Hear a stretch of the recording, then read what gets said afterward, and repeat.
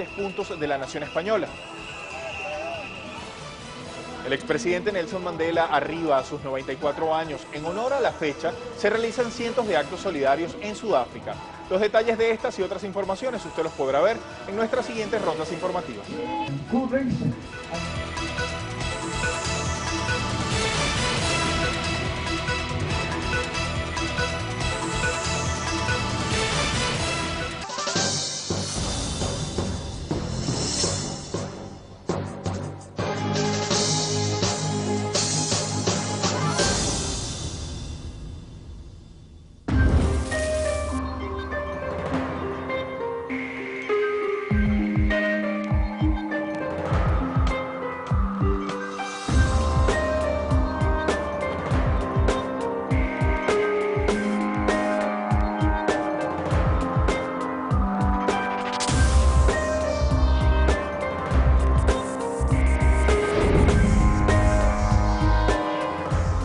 Mauricio Santoyo Velasco, hombre de confianza del expresidente Álvaro Uribe, es el primer general de la República en retiro, extraditado por narcotráfico. Los cargos: conspirar en el tráfico de narcóticos con la organización criminal conocida como la Oficina de Envigado y con las Autodefensas Unidas de Colombia. Santoyo hoy permanece en una celda del Distrito Este de Virginia, Estados Unidos. Se declarará inocente en la audiencia de imputación de cargos y así procederemos a pedir fechas para iniciar el juicio. Santoyo protegió a miembros de la llamada Oficina de Envigado, que es una de las redes narcotraficantes que hacía parte de todo ese mundo del cartel de Medellín. E igualmente que Santoyo protegía a miembros de la cúpula de las Autodefensas Unidas de Colombia, es decir, de las estructuras paramilitares, suministrándoles información sobre cómo iban las operaciones que realizaba la policía y la DEA en Colombia. Lo que se ha puesto en evidencia con esta primera solicitud de extradición por parte de los Estados Unidos de un exgeneral de la República es que es una penetración que viene de muchos años atrás por parte de los grupos de narcotraficantes y paramilitares en la fuerza pública y en el Estado colombiano.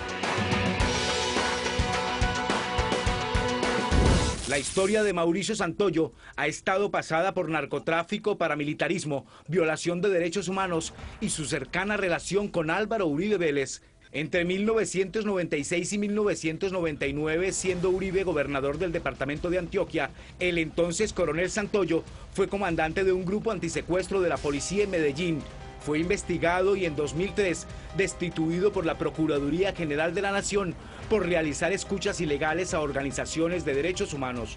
Él tiene unas investigaciones pendientes de resolver, unos casos que tienen que ver con la interceptación de casi 2.000 líneas telefónicas en la ciudad de Medellín, entre ellas la de nuestra oficina sede, y la desaparición forzada de Ángel José Quintero y Claudia Patricia Monsalve. Álvaro Uribe, presidente, pide expresamente, pese a estar sancionado, lo pide expresamente porque era su hombre de confianza, un hombre que ya tenía sanciones, que había abusado del poder, que interceptaba, que incluso estaba inmiscuido con hacerle seguimientos ilegales a personas que posteriormente resultaban asesinadas. En ese tiempo, donde Santoyo está en el Palacio de Nariño, hay una acusación de Estados Unidos por narcotráfico al general Santoyo. Y ese es el otro episodio, es en plena presidencia del presidente Uribe, su jefe de seguridad protege y ayuda a los narcotraficantes en función de la cocaína hacia Estados Unidos. Luego de su sanción y ya como jefe de seguridad del presidente Álvaro Uribe, Santoyo presentó una demanda en contra del Estado que terminó ganando en la justicia administrativa en 2006. El 7 de diciembre, en la ceremonia de ascenso a general, Uribe Vélez, su mentor, rompió el protocolo y exaltó al oficial. Tengo toda la gratitud por estos generales de la República, pero no puedo omitir mi mención personal a quienes desde hoy son generales de la República. Brigadier General Mauricio Santoyo, en nombre de mi familia, de mis más cercanos colaboradores, señores generales, una sola palabra. Muchas gracias. Sin embargo, 5 años después, y cuando se conoció la acusación formal de una corte de Estados Unidos contra el general en retiro Mauricio Santoyo, Álvaro Uribe le salió al paso a quienes afirmaron que fue él quien lo promovió y lo protegió en la policía. Dijo que nunca escuchó un mal comentario acerca de la labor del general. General Santoyo debe presentarse al juez y evitar a Colombia penoso incidente de extraditar a un general de la República. Antes de ser trasladado a Estados Unidos y desde la clandestinidad, el general de la policía Mauricio Santoyo negaba los cargos y manifestaba no conocer las imputaciones en su contra en Estados Unidos. Serví a Colombia por más de 30 años como oficial en la Policía Nacional y tengo la tranquilidad de poder responder cualquier inquietud sobre mi proceder. Y el tema de general Santoyo, pues sin duda es un disparo que le pasa rozando por el oído, por los ojos al expresidente Uribe. Y lo más grave, a mí me parece, de todo esto es que por los delitos que parece que están enjuiciando al general Santoyo, se habrían ocurrido mientras él era jefe de seguridad del presidente Uribe. Luego yo creo que son temas que ameritan algo más que un Twitter por parte del expresidente Uribe.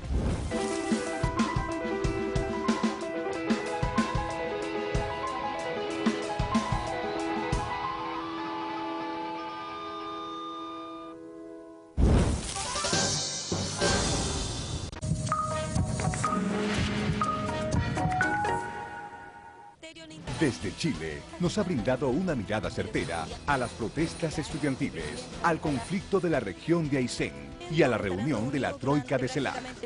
Ahora Beatriz Mitchell se traslada a Venezuela para abordar desde adentro el tema Sistema Educativo Venezolano. Formar los profesionales que van a ser agentes de cambio. ¿Cuáles son los avances en el ámbito de la enseñanza y la formación académica en la Venezuela de hoy? Todos los estudiantes tienen la oportunidad de estudiar gratis absolutamente. Aprendo y tengo más conocimiento sobre mi vida. Ser estudiante de nuevo te revitaliza. ¿Qué retos se plantean en torno a la calidad, acceso y construcción de una nueva matriz de conocimiento? En el marco de Venezuela Decide, reportajes Telesur. La educación bolivariana, pública, gratuita y de calidad. Miércoles 25.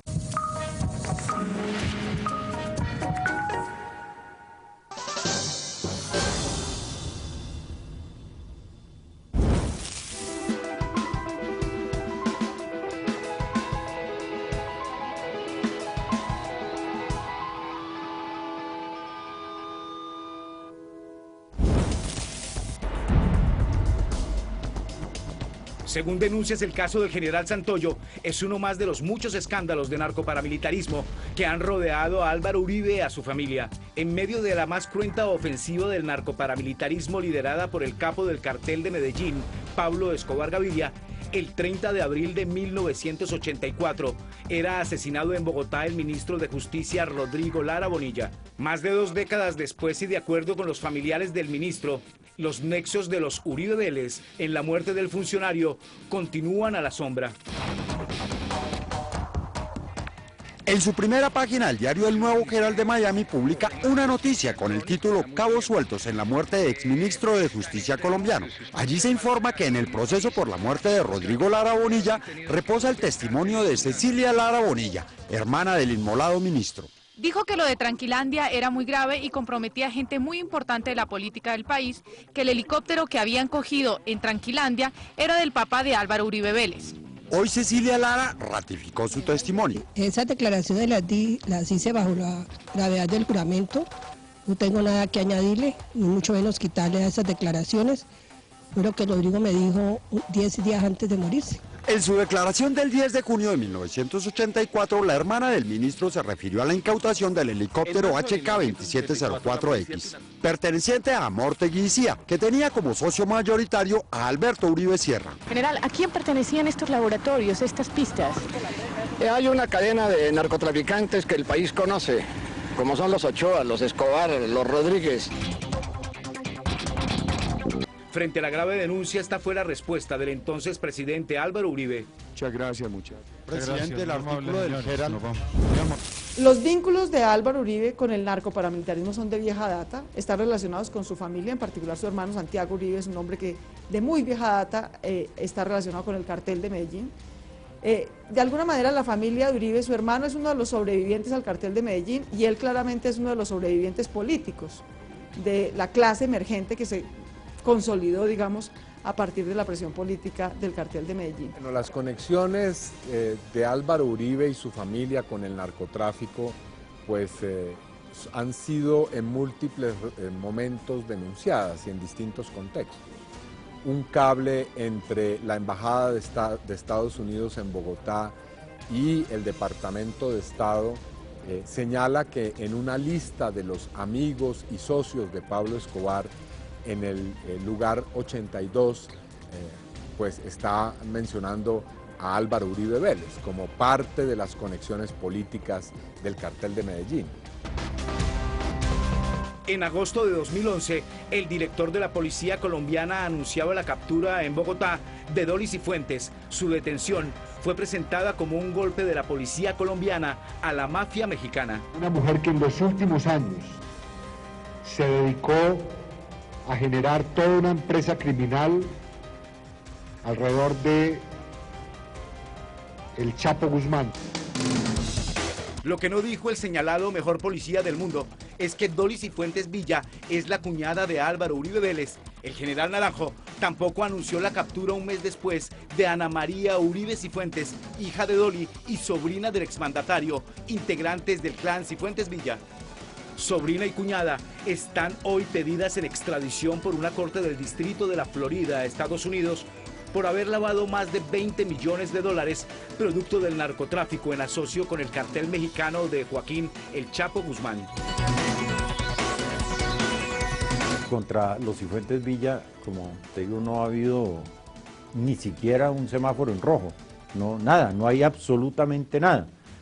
Es muy extraño que una organización criminal de semejante tamaño no tenga ningún reporte ni tenga ningún registro en la justicia de este país, y muchísimo menos durante el tiempo que más creció, que fue durante el gobierno de Uribe, ¿no? De acuerdo con la justicia norteamericana, a la cuñada y a la sobrina del expresidente se les seguía la pista por su relación con el cartel de Medellín y con el abatido narcotraficante Pablo Escobar.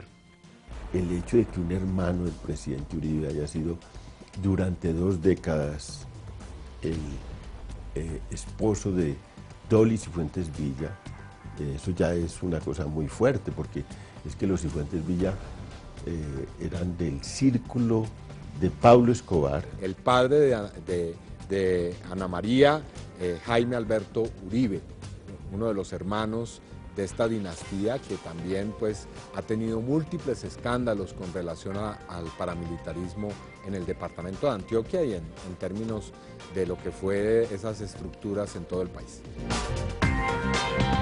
Según la Corporación Nuevo Arcoíris, al finalizar los años 80 y principios de los 90, existía una relación entre Dolly Cifuentes y Jaime Alberto Uribe Vélez, quien murió de cáncer en 2001, unión que además de dejar 2 hijos, selló los lazos de la élite antioqueña con la mafia y con el clan Cifuentes Villa, cristalizando el vínculo con el cartel de Sinaloa del Chapo Guzmán. Ya hay cosas probadas y ciertas, como la relación de la familia Uribe con los Cifuentes Villa. Ya hay cosas probadas y ciertas del papel de Santoyo en todas estas actividades. Lo que falta es establecer, bueno, ya un punto clave, que es el papel que ha jugado el presidente Uribe, sobre el cual siempre hay muchas dificultades para descubrirlo. Y los Estados Unidos, al pedir en extradición a Dolly Cifuentes Villa, la cuñada de Uribe Vélez, y a la sobrina carnal de Álvaro Uribe Vélez, que se llama Ana María Uribe Cifuentes, y al incautarles todas las empresas, porque tienen muchísima información de cómo funcionaba ese clan. Y es muy curioso que al tiempo en que se hace ese pedido de extradición, también se hace el pedido de extradición del coronel Santoyo. Mientras las autoridades carcelarias de Colombia no dan razón del paradero de Ana María Uribe Cifuentes y se está a la espera que el presidente Juan Manuel Santos firme la orden de extradición a Estados Unidos de Dolly Cifuentes, el presidente Álvaro Uribe, a través de su cuenta de Twitter, como ocurrió con Santoyo, negó cualquier relación con cuñada y sobrina. Mi hermano Jaime murió en 2000.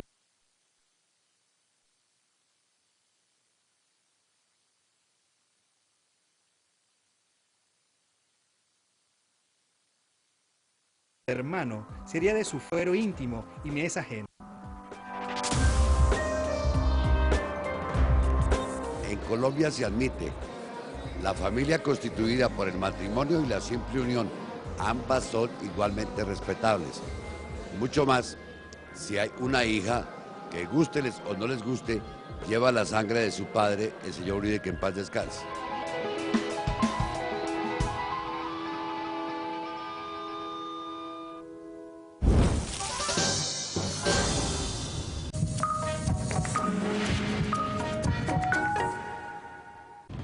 Galardonado por Telesur como Mejor Documental del Sur, en la 32ª edición del Festival de Cine de La Habana, Documentales presenta Nos vamos a sembrar a la tierra de ese rico que la tiene haciendo nada. una historia narrada por los cineastas colombianos Margarita Martínez y Miguel Salazar. Con sangre es que nosotros hemos podido sembrar maíz. Sobre la lucha de la comunidad Nasa del Cauca por recuperar la tierra que les fue robada a sus ancestros en tierra colombiana.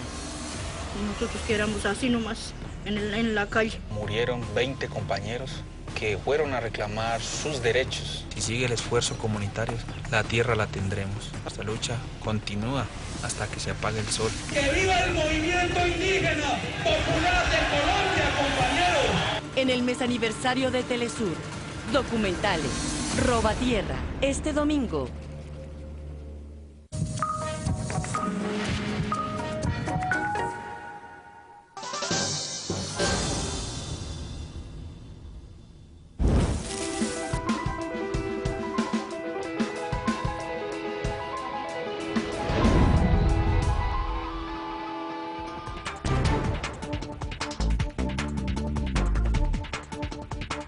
La extradición del general en retiro Mauricio Santoyo, la solicitud en el mismo sentido contra Dolly Cifuentes y su hija Ana María Uribe Cifuentes, la publicación de una lista de por lo menos 40 altos oficiales de las fuerzas militares de Colombia acusados de tráfico de drogas, se han dado como resultado de las versiones que ante la justicia de Estados Unidos han rendido algunos jefes paramilitares extraditados. En los últimos días, un oficial, un suboficial y 3 soldados del ejército colombiano fueron detenidos en posesión de 603 kilos de cocaína en un retén de su propia institución.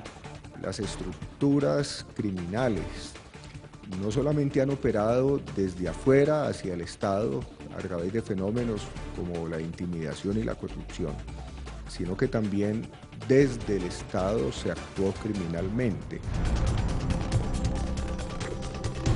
La imputación de cargos al general Mauricio Santoyo Velasco por parte de un fiscal de la Corte del Distrito Este de Virginia, Estados Unidos, tuvo como punto de partida las declaraciones aportadas por los extraditados jefes del paramilitarismo, Salvatore Mancuso y Carlos Mario Jiménez, alias Macaco. Hace pocos días, el exparamilitar Ever Velosa, alias HH, declaró ante un fiscal de Justicia y Paz en Estados Unidos que Carlos Castaño, el máximo jefe de las autodefensas, tenía comunicación vía Viper con las autoridades civiles y militares de Antioquia durante el mandato de Álvaro Uribe Vélez en ese departamento entre 1995 y 1997. De acuerdo con el ex jefe paramilitar, el propio gobernador Álvaro Uribe Vélez tenía uno de esos aparatos suministrados por las Autodefensas Unidas de Colombia. Esta vez la respuesta del exmandatario vino desde su cuenta de Twitter. Bandidos extraditados con quienes jamás me reuní. Ahora dicen que hablaba por Viper a través de Cuarta Brigada, aparatos que no utilicé. A enfrentarlos. Uno de los grandes errores que cometió Uribe fue creer que extraditando a los paramilitares que podían delatarlo a él y a su familia y a las estructuras que estaban bajo su dominio, iba a silenciar este proceso. Y resulta que esto ha sido un boomerang.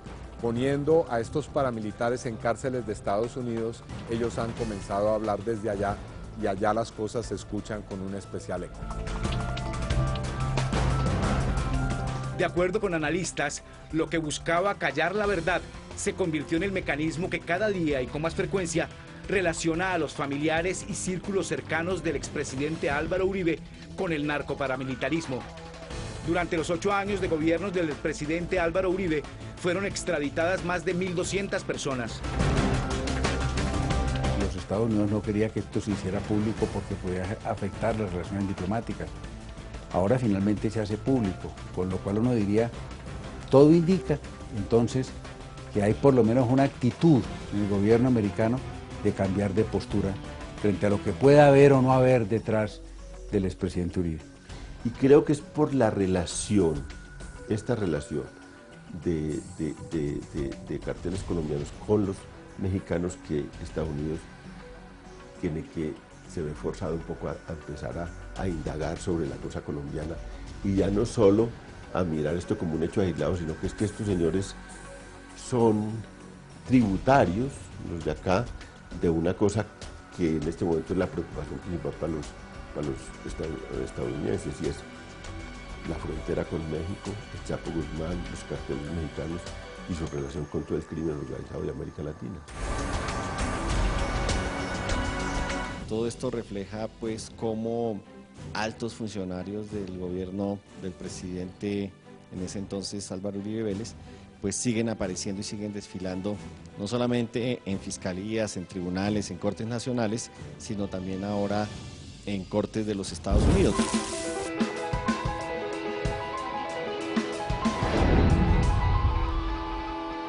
En medio de los últimos escándalos y con la preocupación de que ya no sea Colombia, sino la justicia norteamericana la que empiece a escarbar su pasado, Álvaro Uribe lanzó el partido Convergencia Puro Centro. Estamos prestos a contribuir a una coalición de convergencia al puro centro democrático, con los ciudadanos y partidos, a participar en la elaboración de la plataforma, a animar precandidaturas y a apoyar a un gran candidato.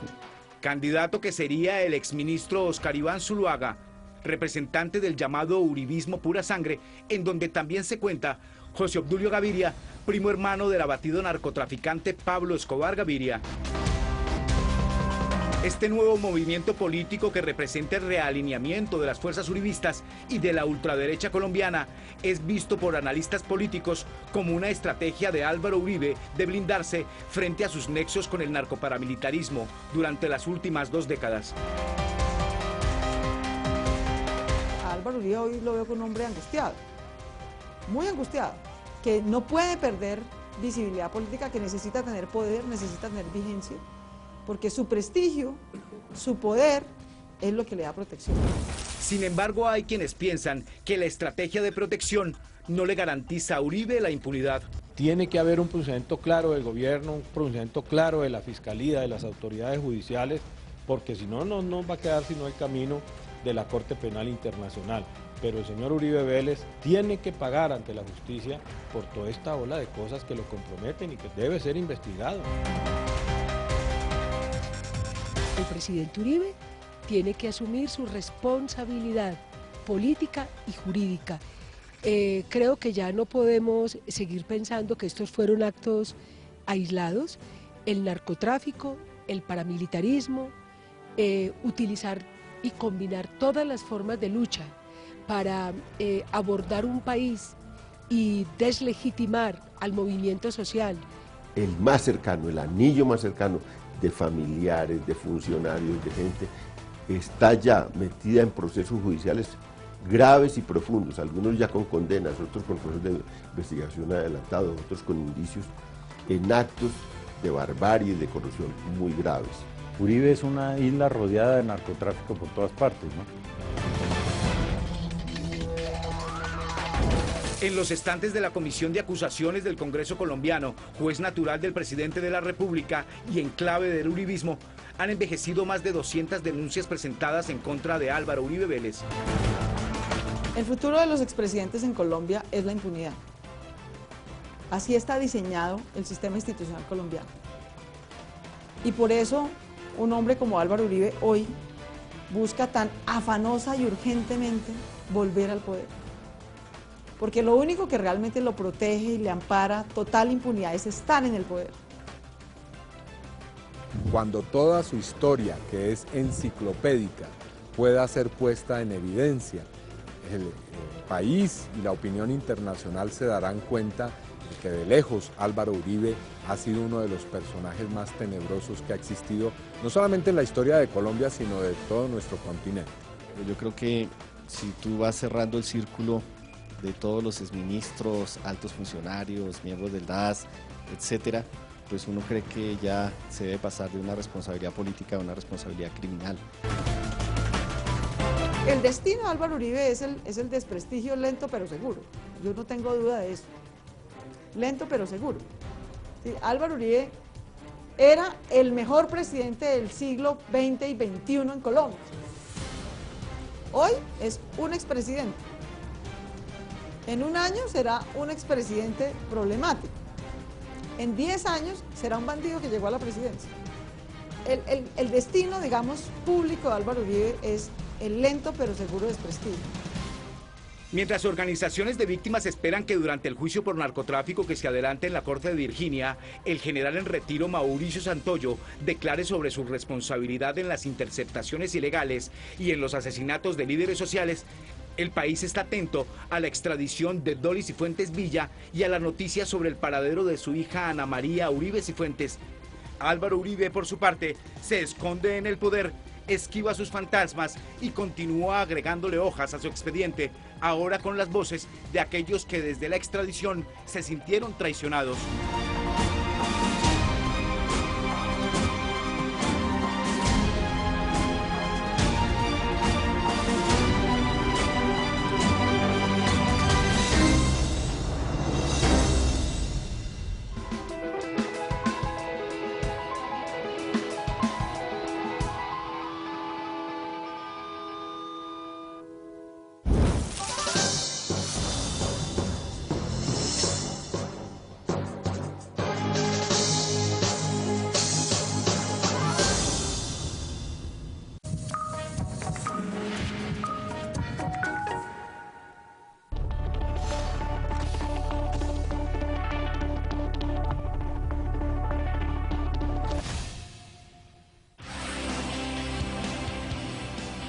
Iniciaremos el camino con el clavadista brasileño César Castro, bronce en Guadalajara 2011.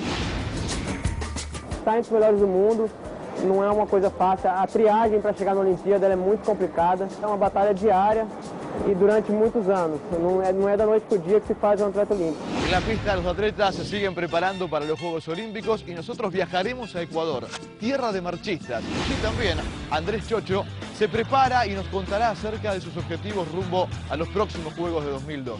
En los 50 kilómetros definitivamente queremos ser protagonistas de la prueba y nuestro objetivo básicamente es ser finalistas, o sea, ubicarnos dentro de los 8 mejores del mundo. Este jueves, en Gen Olímpico.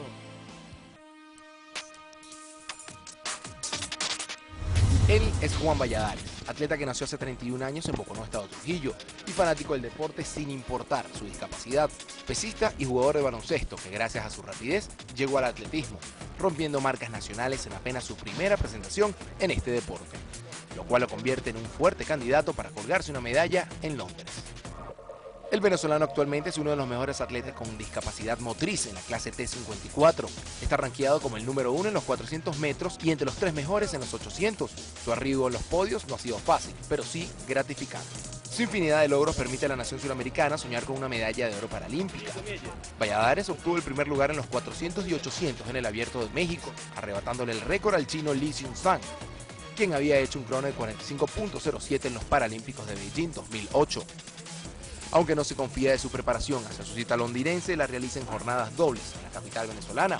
Cumplirá fogueo en Sierra Nevada, España, además de paradas internacionales.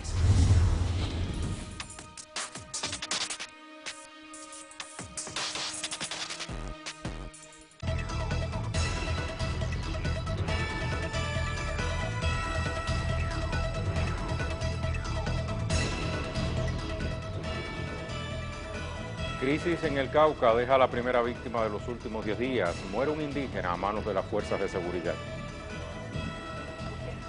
En Venezuela se acentúa la campaña electoral. El candidato presidencial Hugo Chávez instó a sus seguidores a trabajar para alcanzar el 70% de votos el próximo 7 de octubre. Siria responsabiliza a Occidente del atentado contra la sede de seguridad nacional.